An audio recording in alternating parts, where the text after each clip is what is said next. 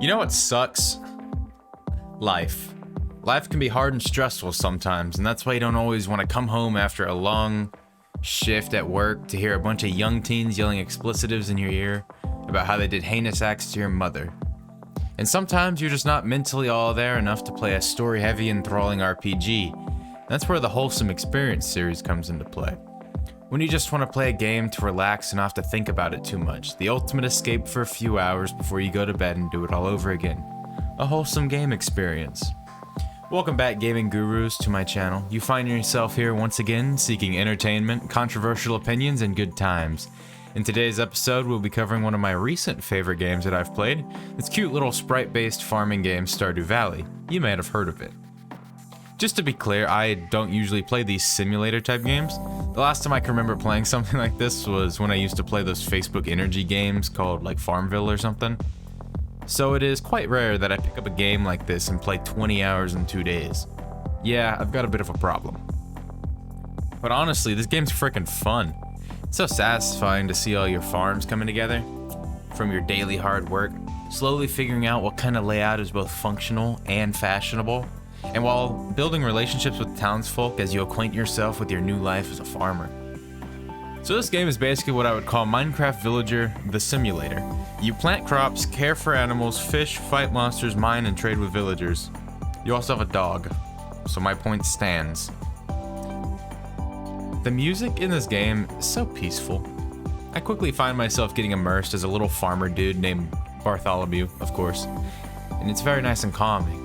I just really enjoy fishing while listening to the soundtrack, forgetting all my worries and vibing out to the sounds of nature, the little plops in the water, the little frogs jumping around, and the really annoying dog barking in the background really loudly for no reason.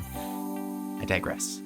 I was farming, right? Planting my parsnips in spring like a total farming top G. A master. Then these little beta crows kept snacking on my crops in the middle of the night, and I didn't know what to do.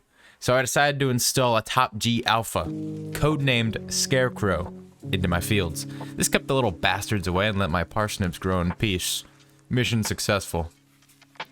Eventually I learned there was actually a social system. I immediately went full Dragon Age Origins on the pretty ladies in town, giving them gifts whenever I could. I personally really like Abigail, that classic goth gamer girl type.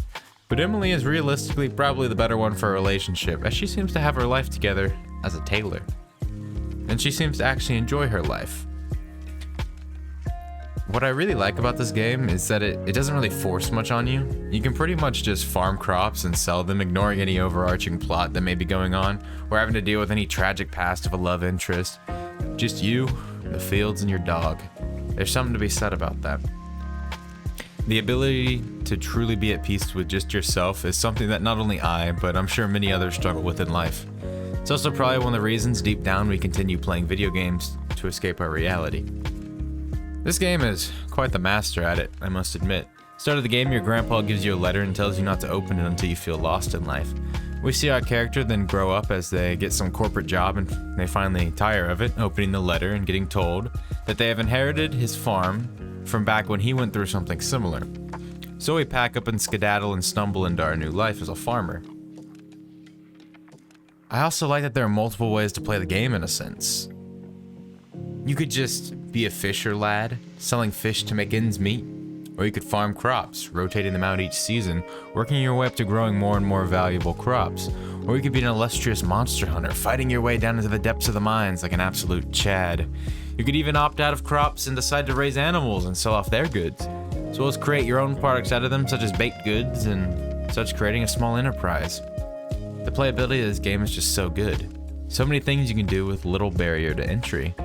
One thing I find constant in my A Wholesome series is that each game has very peaceful, inviting art styles. It just makes you want to relax there, where you just want to get lost in the world, exploring, building, socializing. What I would call a true immersive, wholesome experience. So what can we learn from Stardew Valley? Well, to never forget our passion. If you aren't constantly working on what's passionate to you, then what's the point? Why go through life being miserable? There's no risk in going after what you want. There's only the risk of regret if you don't. Wondering what you could have been on your deathbed is a feeling that I know many, including myself, fear. But we can also learn to remember that technology has very rapidly taken over our lives for better or worse, and sometimes it's good just to unwind, go outside, explore nature to encourage the excited child in all of us. Never forget where you came from. It's all about moderation.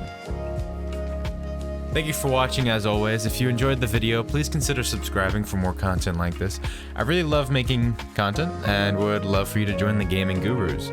Pushing positivity, starting mind-scratching conversations, and having a good old time.